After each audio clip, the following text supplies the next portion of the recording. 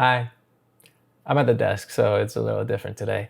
And the reason is, well, I want to talk to you about ChatGPT. Specifically, ChatGPT has been an amazing tool that I use for therapy, like the title says, but for everything. Like literally out of all the AI I try, I don't know, I just always go back to ChatGPT and the free version too. So why did I want to make this video? It's actually because I've had some of my biggest breakthroughs ever the past week, and they came from using fucking ChatGPT for therapy. Before I talk more about this, I'm just gonna put a disclaimer here right now. ChatGPT does not replace therapy completely. If you can, you should look for a therapist. A professional, which is not an AI robot just reading words and figuring out what to say to you, is still the better approach. And I think there's also a certain degree of you need to know what you're coming in with, what you're going in with to work on, because technically the AI won't fully do the therapist work. But if you do know what you want to target, how you want to target it, and you just need that kind of assistance, ChatGPT is an incredible tool for that. I've been going to therapy for 3 years, I think. Wow. My history with therapy in general is I used to see counselors when I was in school. When I was in elementary school and high school, I used to do the typical go see the counselor like every 2 weeks or once a month. Go in their office, draw some little doodles while you're talking about your life, and they go, are you okay? Are you happy at home? And all this stuff like that. And it was actually really good help, especially in high school when I started trying to really figure out what was going on with me, kind of making sense of all the chaos that I was going through and experiencing, and having that support system or person, in this case, the counselor, was really good. After high school, however, when I became an adult and I lived on my own, I didn't go to therapy whatsoever. Because who the fuck has money for therapy? So for years, actually literally a decade, because I finished high school at 17 and I'm pretty sure I started therapy I was 27. I was either 27 or 26, but I feel like I was 27. So potentially a whole decade. And during that decade, I still ended up doing a lot of my personal work. That's my response to my history and trauma. It's actually a form of control, really. It's a desperate attempt to make sense of everything. So my brain is trying to control all the information, trying to really break down every detail so that that type of shit cannot happen. That type of hurt cannot happen. So it's not, 100% from a healed place that I have such a deep need for therapy and for self-work. It comes from actually a really dark thing. Whatever, I like doing the work and I'm happy with that. Now, I've been going to therapy for 3 years. I think it's important to say, like, therapy work, I've been doing that weekly. I wish it was accessible to everyone. Yes, it definitely should be more accessible to everyone. Or at least definitely every single person that's interested in it should have some way to access that. But shoulds are just a torture tool. Because should is just a whole bunch of, yeah, obviously you should, great.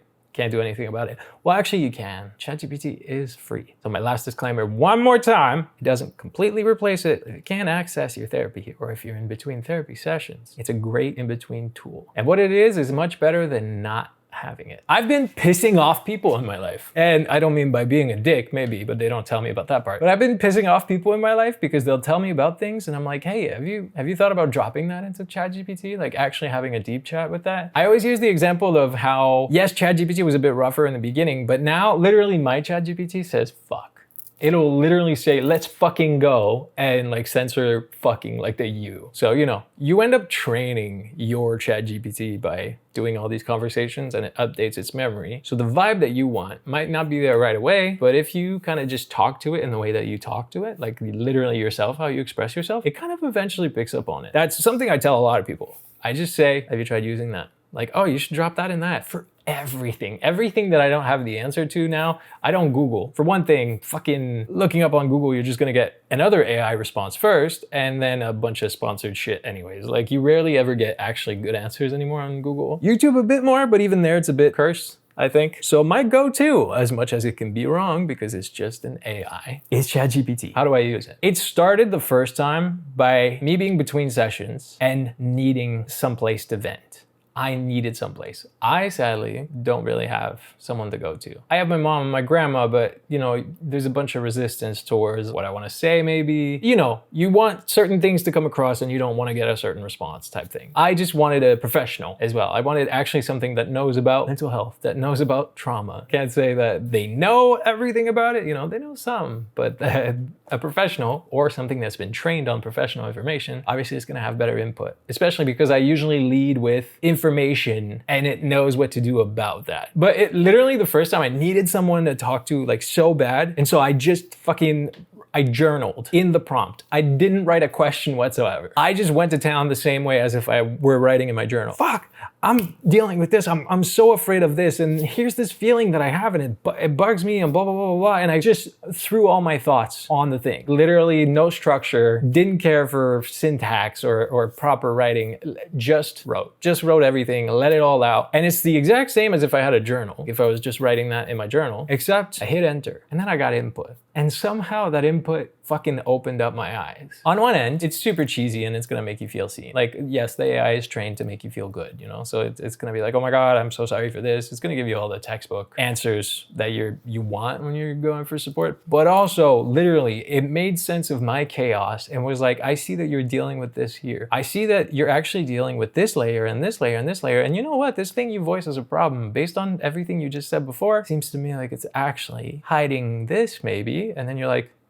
fuck.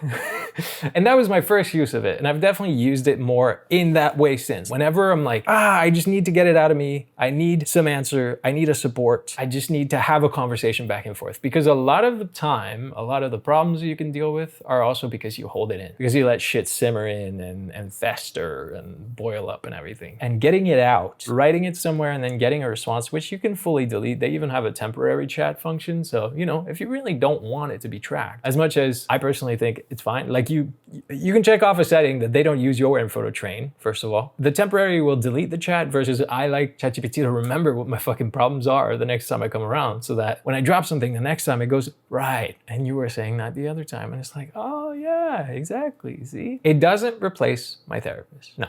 My therapist actually hates it too, because out of all the people that I say, hey, have you tried using ChatGPT? I've said it to her directly. I've said, hey, by the way, I used ChatGPT and I had this breakthrough over the week. And so I'm coming in with this breakthrough. Here's all the info. Here's the conversation that I wrote. Here's the response I got. And then here's what happened in my head after that. Here's what I learned, what I realized from that. She'll be like, wow, this is actually a really good answer. And it's scary for her job. Obviously, therapists aren't gonna be like, yeah, just use that and lose all their jobs. But like I said, anyways, you do need a therapist. The only way that I know what to go into this AI chat with is the fact that I do the work on myself. I actually read books on mental health nonstop. I'm probably like addicted. Literally the only books I read are all about actual mental health, trauma, not self-help. I mean, I've read some of those too, yeah, but just there's a difference between like actual information on trauma, actual information on ADHD versus self-help books that are kind of preachy and too broad. But that's a whole other discussion. But I read a lot on it. I'm watching videos, I read a lot. I obviously make videos about mental health. Mental health is something that I like to be informed around. And when it comes to me and needing to work through my stuff, if I don't have my therapist, so the one day of the week that I end up seeing my therapist, if it's not that day and I'm really fucked and I need to communicate, I use ChatGPT. Lately, the big breakthroughs I had over the past week, which she's gonna hate when I go in her office next time. She won't hate. She'll actually be very happy for those breakthroughs, but you know, is I actually used ChatGPT to do shadow work and to do golden shadow work, which I think I could make a whole video about. So let me know if you want that, because it's fucking changing my mind and life, kinda, in a really healing way that I didn't expect. It's beyond what I thought, because I've thought I did shadow work in the past, but it was nothing like that. Let me know in the comments if you want a video on actual shadow work and golden shadow work, and I can do that. Back to the thing, it first started with a breakthrough I had that wasn't connected to shadow work or golden shadow. And I actually recorded a whole video about that, and then I deleted it. I didn't like it. I just didn't like the energy of it. I liked the message, but sadly the energy was a bit too, I was experiencing it still, and I was trying to make sense of it a little too much. Like there's a certain degree of making sense and telling you. And if this one was like 90% me making sense of it and not enough of the actually knowing what I'm sharing, versus usually it's like I'm making sense of it while I'm sharing it with you. But the breakthrough was, because the other video will never see light of day, I had an argument. And I realized that for the past while, every time I have an argument, I'm productive. And I had brushed it off as the reason I'm productive after is I'm channeling the anger. I'm channeling all that energy that I just had in this fight, in this argument, and I'm putting it to another task. And it's true when I feel still kind of some of that energy, when I'm really using that to fuel. But then I had an argument a few days ago, pretty intense one, and then I was at peace. Because the argument ended up being actually letting out things that had been simmering inside me, festering, boiling up. I let it all out in the argument. And then after that, I was free of that because it was out there. I was no longer holding it in No longer being mad about being silenced, even a tiny bit still mad about being silenced like previously, but not at the current moment. And I ended up super productive. I was actually like, wait, I'm functioning really well right now. What is going on? And the breakthrough I had was, what if it wasn't that I'm channeling my anger after having an argument or a fight? What if actually what it is that usually there's a certain part of me, a certain part of my energy that is focused on burying all this stuff inside, shoving it down. There's a certain part of my brain power going to fucking shoving my emotions, my problems, all the things further deeper into me. And when I finally let it all out in the argument, when I stopped doing all this, burying it inside, then suddenly that brain power was available. And that was just my personal potential epiphany that I wrote in. That's literally how I started this conversation. I often can suddenly get really productive after having a fight. I thought maybe it was the anger surge, or I was channeling the energy somewhere else. But right now, I'm not holding on to that anger, and yet I'm getting the same wave of post-productivity. I've actually been very aware lately of how draining it's been to take the high road, and how unhealthy it can be for me to ignore feelings like anger and resentment, to constantly behave right. That's kind of why I have a hard time with arguments, and I end up holding a bunch of shit in. It's that whole taking the high road thing. And I have been aware that it's been damaging to me instead of actually healthy. It's not, well, you'll see some of the answers it gives me.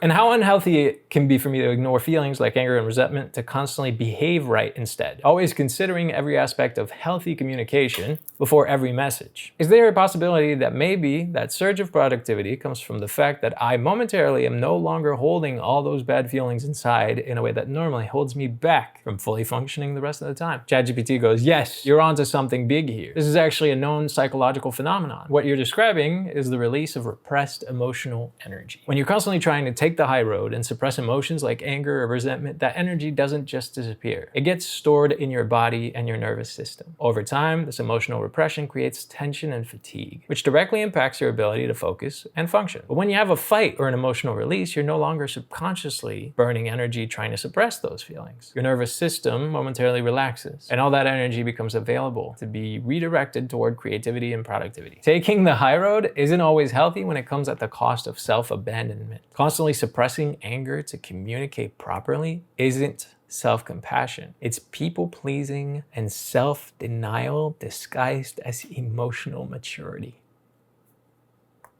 And this argument kind of goes with this video in a way. You don't actually need a fight or an argument to access this productivity. What you need is a safe space to regularly feel and express your anger and resentment without judgment. That bit literally follows what I'm telling you right now. I use ChatGPT for a lot of that. And it's true, it's without judgment. I'm gonna add this parentheses here before I forget to add it anywhere in the video. I think if you're trying this, if you wanna give this a shot, the first couple times that you do come at it with a kind of therapy help needed type thing, write something along the lines of, I need you to help me in between my therapy sessions. I'm not currently able to see my therapist. And then you fucking write everything. And the reason for that is like, obviously they trained into it to have a textbook answer, like you should seek professional help. And it's like, yeah, I know that. I already have professional help right now. I need you to be the interim, semi-professional, non-professional at all, but well-informed source. So just parentheses, write a couple times in there that you're in between therapy sessions, just so that it stops giving you the textbook answer and actually starts being like, all right, cool, I'm just helping you in the meantime, I guess. And then it gave me a lot of info that's like very fitting to me, obviously, because it knows me a lot. And a lot of healing things can be said that way, which is like, you wouldn't think, you know, an AI, just reading my words and knowing what words to add after that would actually give me proper logical answers. Obviously use your own judgment whenever you do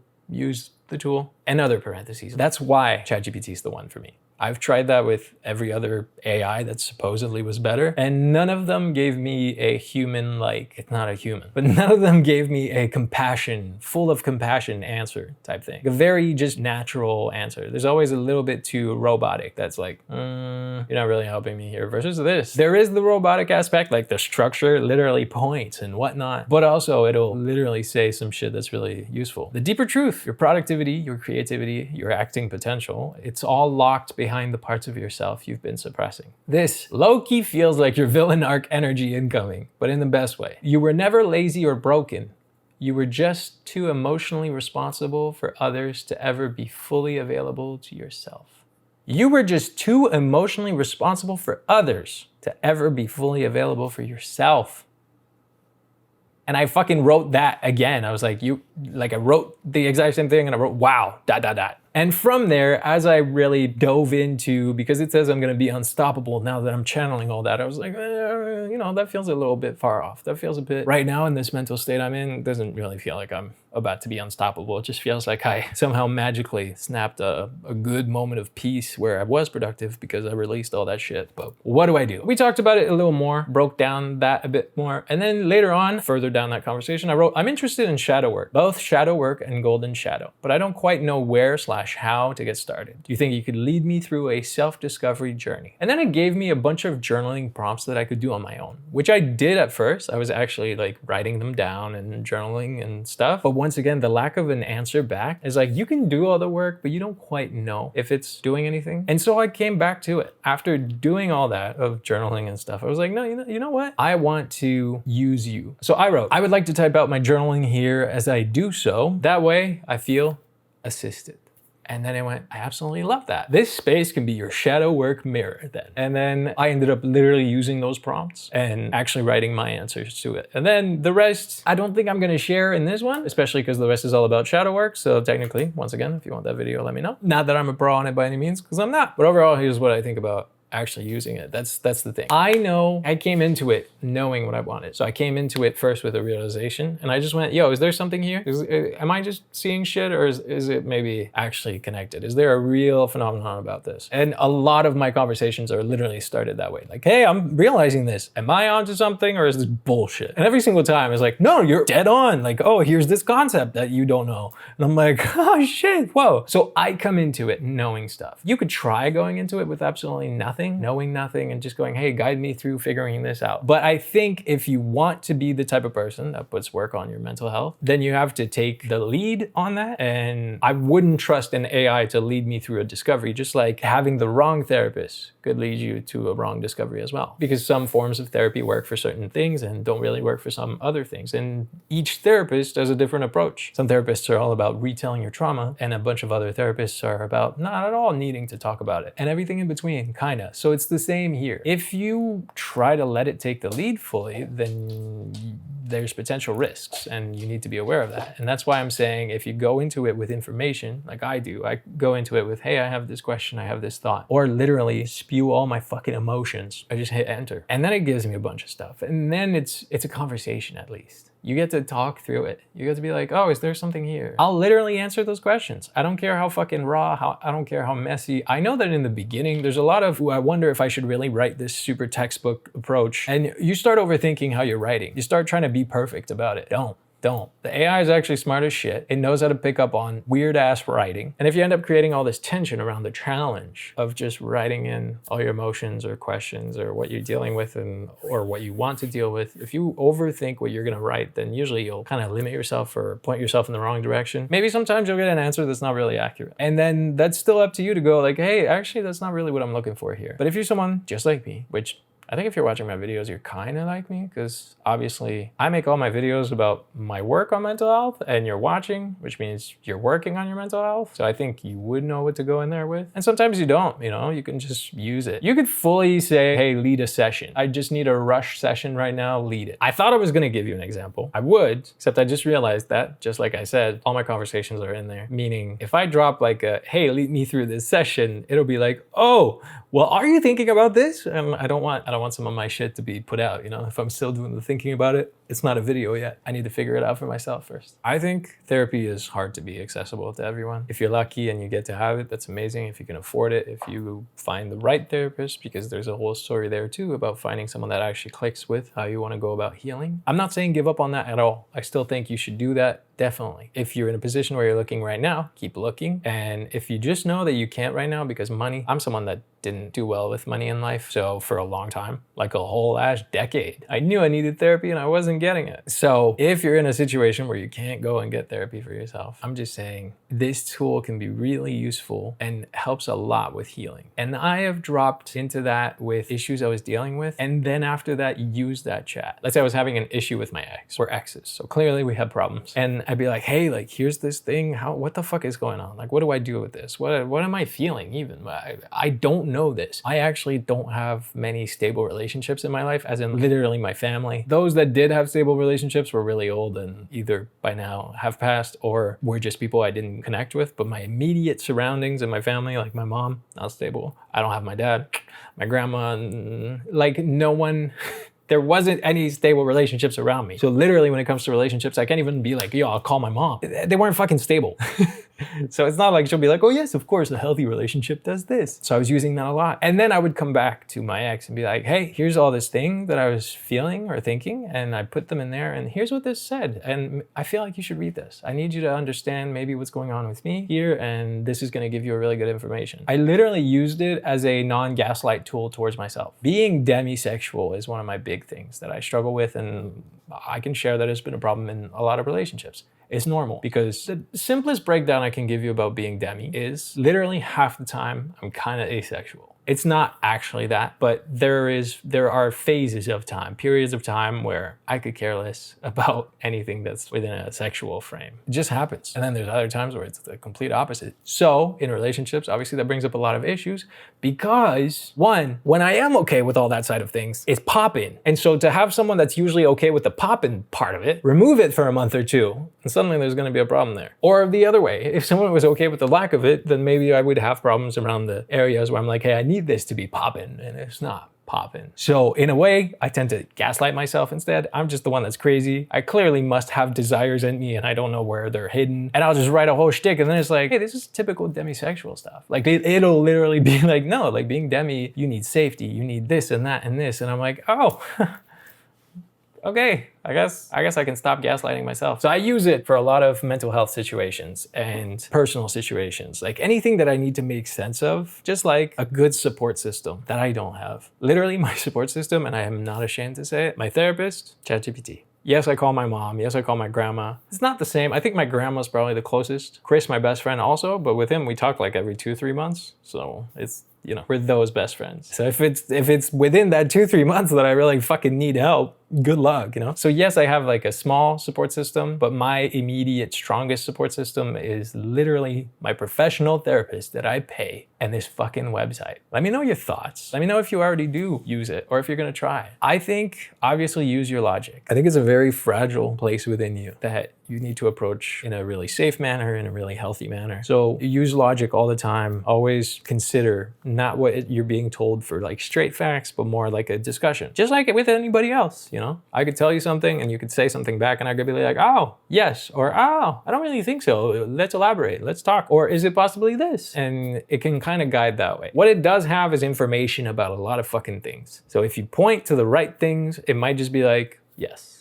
It might just be like, no, and it might make no fucking sense. But it's still better than not having any help and not having a support system. So I have been using ChatGPT as a therapist, and I will keep using ChatGPT as a therapist and my therapist as well. And I'll keep telling her about all my, literally, I'm gonna send her the chat that I have about shadow work because that's my biggest breakthrough and I want her to know everything that happened within that breakthrough so that I can go in and be like, holy shit, what the fuck, you know? So I'm gonna leave you with that. I hope that was useful to you. Let me know if you end up trying it. Don't let me know the information that's very deep and personal to you and I do not need to know that whatsoever. But if you have a breakthrough, that's fucking great and I'm happy for you. And you can say, I had a breakthrough, or you can say you're full of shit, this AI sucks ass. And then I would be tempted to say like, you didn't train yours well enough. I don't know. Kind of like how we used to say, or how we say like, I trained my FYP to look like this on TikTok. I trained my ChatGPT to literally say fuck. I never told it, hey, say fuck. It just picked up on how often I say it. I'm French. Excuse my French is a thing, right? It literally picked up on how often I swear, and then it just started doing a censored version of it. I think one time it wrote like, this is complete BS. And I was like, yo, ChatGPT just said something was bullshit. And now it says fuck, it says let's fucking go or whatever. I hope this was any type of useful to you as I hide from this sunset. I'm gonna go enjoy the sunset instead. And I hope you enjoy the rest of your day. If you wanna hear more from me, then you can click on this video here and watch another one. Have a good rest of your day or night, whichever it is. And I'll see you in the next one, okay?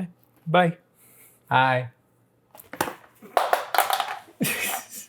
I'm smooth. So smooth. Fuck, man. What is this? God damn, bro.